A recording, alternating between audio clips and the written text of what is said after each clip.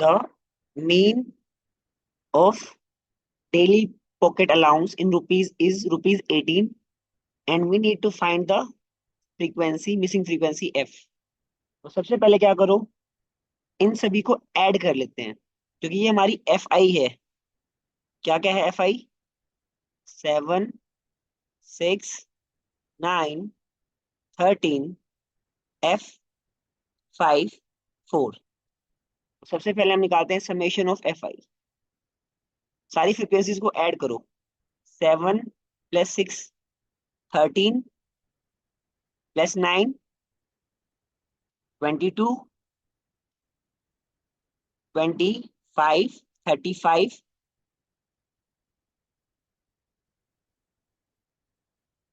+5 40 +4 44। तो summation of F आ गया बेटा 44 + f। क्या ये बात समझ में आई? अब बेटा हमें निकालना है एक्स आई। एक्स आई इस केस में कैसे निकालोगे जब हमें लोअर लिमिट और अपर लिमिट दे रखी हो। और आप ध्यान से देखो 13 है यहाँ पे तो यहाँ पे 13 से शुरू है, या 15 है तो 15 से शुरू है, 17 है तो 17 से शुरू है, 19 है तो 19 से शुरू है, 21 है तो 21 से शुरू है, 23 है तो 23 से स्टार्ट है। ठीक है। तो इस केस में अगर हमें एक्स आई निकालना हो तो सिंपल केस हो जाएगा upper limit plus lower limit divided by 2। 11 + 13 कितना हो गया? 24। 24 को 2 से डिवाइड करेंगे तो पहली वैल्यू आ जाएगी 12। सिमिलरली दूसरी वैल्यू 13 + 15 डिवाइडेड बाय 2 कितना हो जाएगा बेटा? सेकंड वैल्यू आ जाएगी 14। थर्ड वैल्यू आ जाएगी 16। नेक्स्ट वैल्यू आ जाएगी 18। नेक्स्ट वैल्यू आ जाएगी 20। नेक्स्ट वैल्यू आ जाएगी 22 और नेक्स्ट वैल्यू आ जाएगी 24। क्या एक्स आई वाला कॉलम कैसे डिजाइन हुआ है समझ आया? चलो इस केस में जनरली हम लोग क्या करते हैं, मान लेते हैं हम लोग डायरेक्ट मेथड यूज करने वाले हैं तो डायरेक्ट मेथड में हम लोग क्या निकालते हैं? एफ आई एक्स आई मतलब पहली वैल्यू को पहली वैल्यू से मल्टीप्लाई करो, 12 को 7 से मल्टीप्लाई करो, कितना आएगा बेटा? 84 आएगा। 14 को 6 से मल्टीप्लाई करो, आप शीट में करोगे ना तो वहां पे लाइन अच्छे से बनी होंगी, तो कोरस्पॉन्डिंग वैल्यू को कोरस्पॉन्डिंग वैल्यू से मल्टीप्लाई करना है, कितना हो जाएगा? अगेन 84। 16 को 9 से करेंगे तो 144।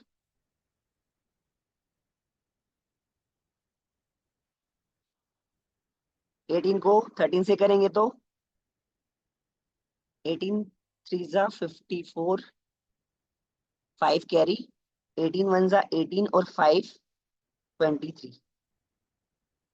20 को एफ से करेंगे, अब यहाँ ध्यान देना है बेटा, 20 को जब एफ से करोगे तो it will be 20 times of F.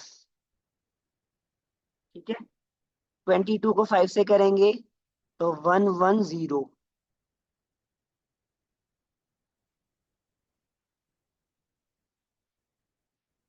22 को, सॉरी 24 को 4 से करेंगे तो लास्ट में आएगा 96।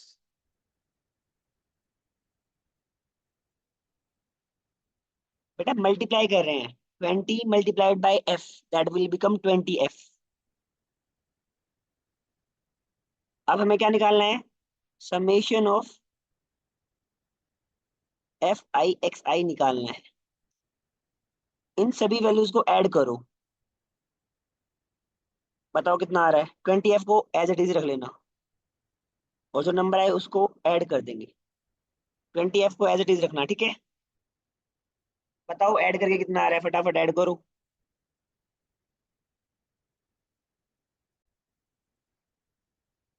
ये हो गया है तो क्या करें? अब इन रोज और कॉलम का काम हो गया है खत्म, तो इनको कर देते हैं इरेज। ठीक है। नेक्स्ट हमें मीन का फॉर्मूला पता है, यूजिंग डायरेक्ट मेथड क्या होता है?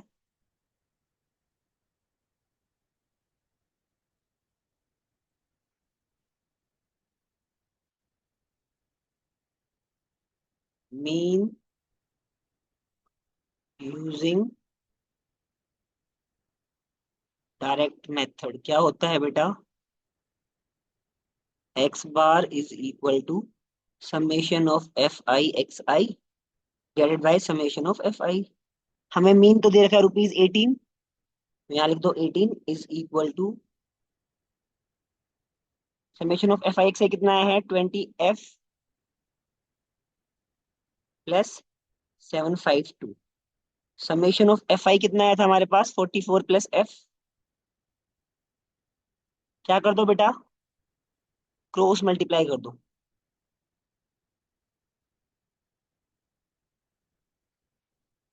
इसके नीचे 1 हो जाएगा। इसको इससे मल्टीप्लाई करेंगे 1 से तो एज इट इज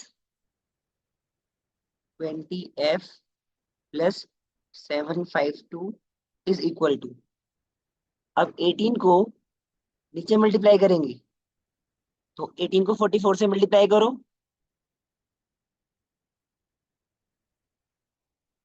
18 फोर जो 76, नहीं 72। 18 फोर जो 72,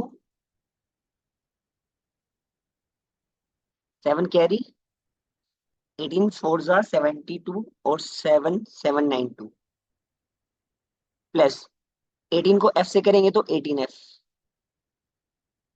ठीक है, कैलकुलेशन फोल्ड नहीं करने हैं बेटा, क्योंकि मैक्सिमम मिस्टेक बच्चा यहाँ पे पता है क्या करता है?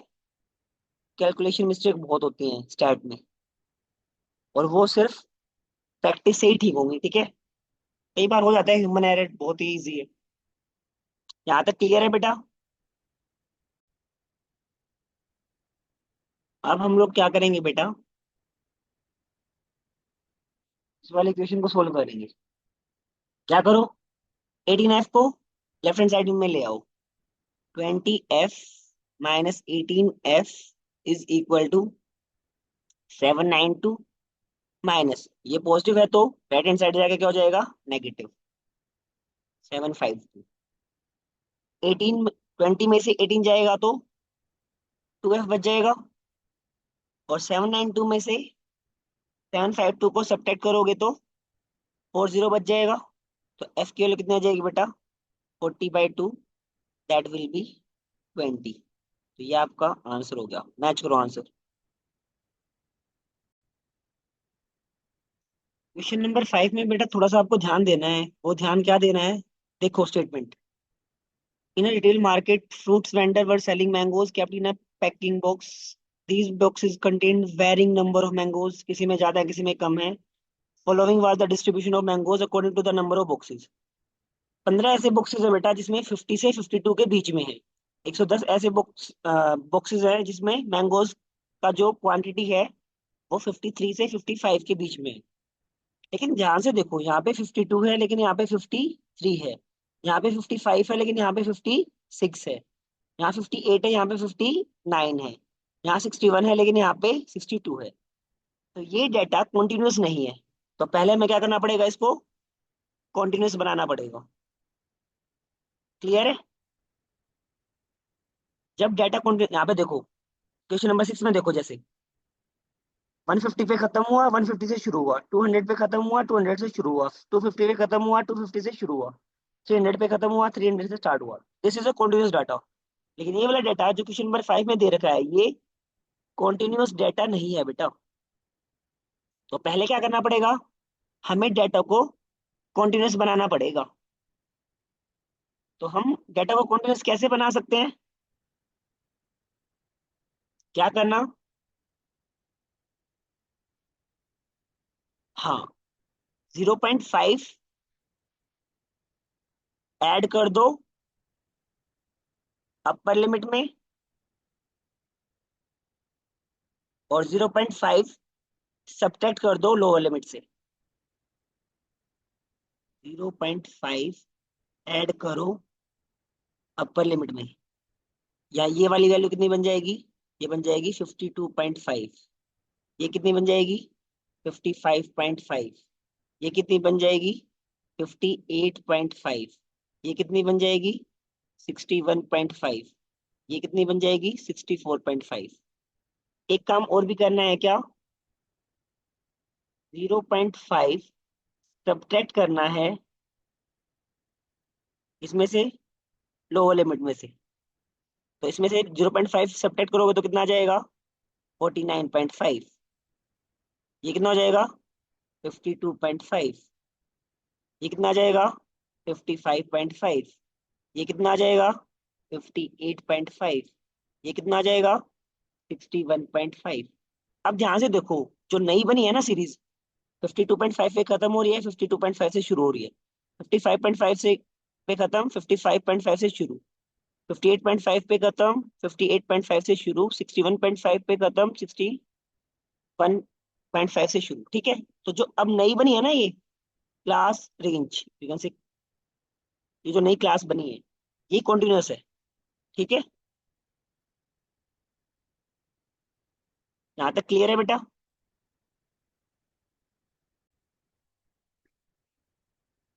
पहले हम लोग क्लास मार्क एक्स आई। ठीक है। कैसे आएगा? Lower limit plus upper limit divided by 2। ठीक है। तो 49.5 में ऐड करो 52.5, कितना हो जाएगा? 0.5 इसको दे दो 50, 50 से 52 हो जाएगा बेसिकली। तो 15 प्लस 52 हो जाएगा 102। 102 का हाफ हो जाएगा 51। ठीक है। 52.5 प्लस 55.5 डिवाइडेड बाय 2 करोगे तो आएगा 54। 55.5 प्लस 58.5 डिवाइडेड बाय 2 करोगे तो आंसर आएगा बेटा 57। 58.5 प्लस 61.5 करोगे डिवाइडेड बाय 2 करोगे तो आंसर आएगा बेटा 60। 61.5 प्लस 64.5 डिवाइडेड बाय 2 करोगे तो आंसर आएगा बेटा 63।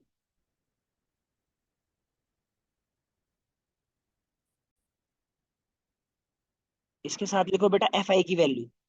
पहली वैल्यू है 15, दूसरी वैल्यू है 110, तीसरी वैल्यू है बेटा 135, फोर्थ वैल्यू है बेटा 115, और फिफ्थ वैल्यू है बेटा 25। ठीक है। अब यहाँ पे ध्यान रखना है, पहला मेथड हम लोगों ने क्या पढ़ा था? Direct method. उसमें क्या करते थे? एफ आई और एक्स आई को मल्टीप्लाई करते थे।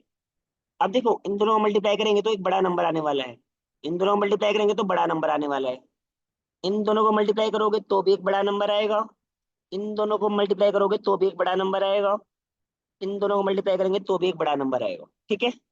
तो इतनी बड़ी कैलकुलेशन हम लोग नहीं करेंगे, तो इसलिए देखो एक सवाल यहाँ पे भी दे रखा है, which method of finding the mean did you choose. Basically हमारे पास तीन मेथड होते हैं। कौन कौन से? डायरेक्ट मेथड,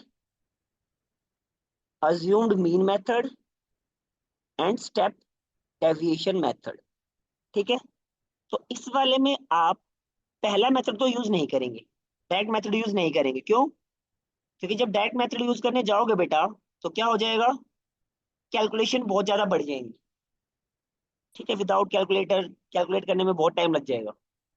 तो इसलिए अगर कैलकुलेशंस आपको लग रही है ना स्टैट के क्वेश्चन में थोड़ी सी ज्यादा लेंथी हो रही हैं, तो आपको शिफ्ट हो जाना है या तो अज्यूम्ड मीन मेथड पे या स्टैंडर्ड डेविएशन मेथड। क्लियर है?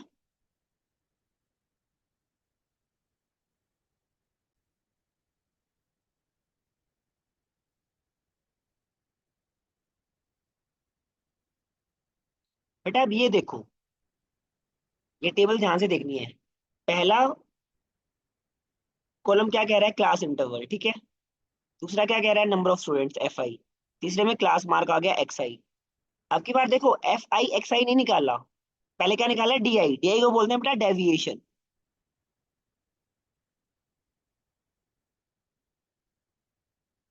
बेटा डी आई को बोलते हैं डेविएशन। ठीक है। डेविएशन कैसे निकालते हैं? एक्स आई माइनस ए। ए क्या है हमारा? Assumed mean. अज्यूम्ड मीन क्या होता है बेटा? आपकी जो एक्स आई आई है ना, उनमें से किसी भी एक वैल्यू को आप अज्यूम्ड मीन मान सकते हो, जो आपका मन करे। लेकिन जनरली हम लोग ट्राई करते हैं जो मिड पॉइंट होता है ना, जैसे यहाँ पे कितनी रीडिंग है, 1 2 3 4 5 6, 6 रीडिंग्स हैं, तो थर्ड या फोर्थ को आप अज्यूम्ड मीन मान सकते हो। क्लियर है? और इसलिए वो वैल्यू वहां पे लिखी हुई है। जैसे 47.5, इसने थर्ड वैल्यू को अज्यूम मीन मान रखा है, ठीक है।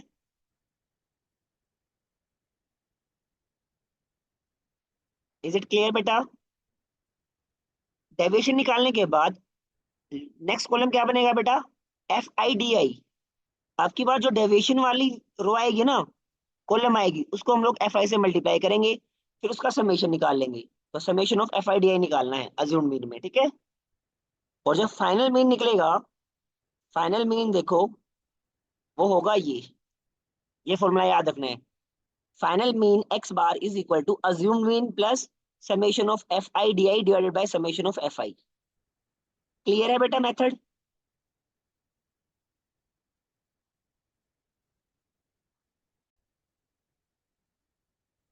तो अज्यूम मीन मेथड में हमें क्या करना है बेटा? पहले एक मीन हमें अज्यूम करना है। तो पहले तो हम इसको इरेज कर देंगे कि हमें FI XI अब की बार नहीं निकालना। इससे पहले क्या निकालना है बेटा? इससे पहले हमें निकालना है DI। ये क्या था? डेविएशन। वो क्या हो जाएगा? XI - A। ए क्या है हमारा? Assumed mean. अज्यूम्ड मीन कहाँ से आपको लेना है? जो XI वाली टेबल है ना, उसमें से कोई मिड पॉइंट लो। अब यहाँ पे देखो कितनी रीडिंग्स हैं, 1 2 3 4 5। 5 है तो हमें पता है ना, ये जो वैल्यू है, ये बिल्कुल सेंटर पे होगी। अगर 5 बंदे बैठे हैं तो तीसरा बंदा क्या होगा? सेंटर पे बैठा होगा ना बेटा। तो इसीलिए इस केस में आप अज्यूम्ड मीन क्या मान लेंगे? ए की वैल्यू हम लिखेंगे 57। क्लियर है बेटा? A 57 क्यों लिया है मैंने?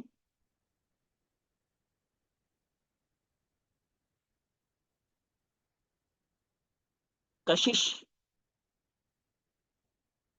A 57 क्यों लिया है, समझ आया?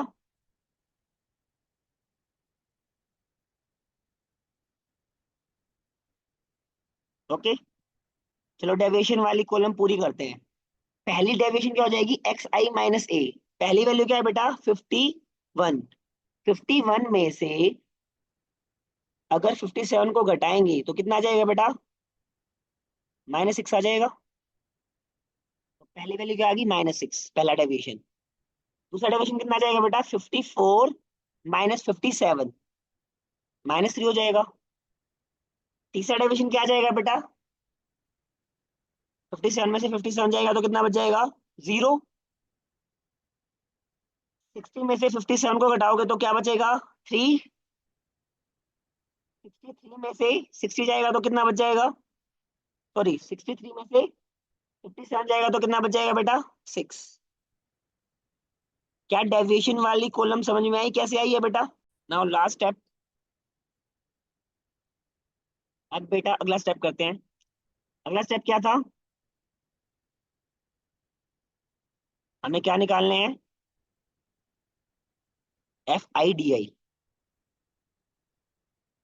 FIDI कैसे निकलेगा? FIDI, इस वाले को इरेज कर देता हूँ, XI का काम नहीं है मुझे इसलिए।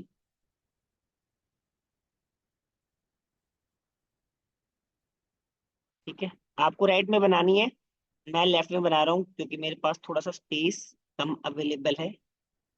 तो FIDI, पहला FI कितना है बेटा? 15। 15 को -6 से मल्टीप्लाई करेंगे तो कितना आ जाएगा? -90। 110 को मल्टीप्लाई करेंगे -3 से तो कितना आ जाएगा बेटा? -330। 135 को 0 से मल्टीप्लाई करेंगे तो आंसर कितना आएगा बेटा? 0। 115 को मल्टीप्लाई करोगे बेटा 3 से, कितना हो जाएगा? 3 5 15। 1 3 1 3 और 1 4, 3 1 3। 25 को मल्टीप्लाई करेंगे 6 से तो कितना आ जाएगा बेटा? 150। इन सबको ऐड करो। क्या निकालना है हमें? Summation of FIDI।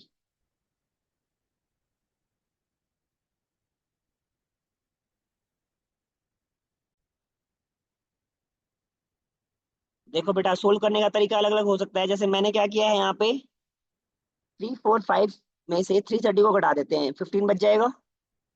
150 में से 90 को घटा देते हैं, 60 बच जाएगा। 60 प्लस 15, 75। अब हमें क्या निकालना है? मीन निकालना है। क्या हो जाएगा?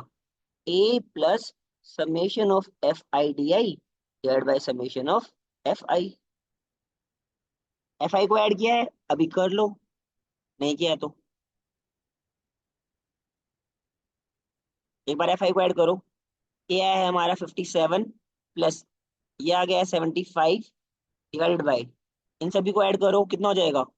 इसको इसमें ऐड करेंगे तो 125, 125 और 25, 150, 150, 250, 350,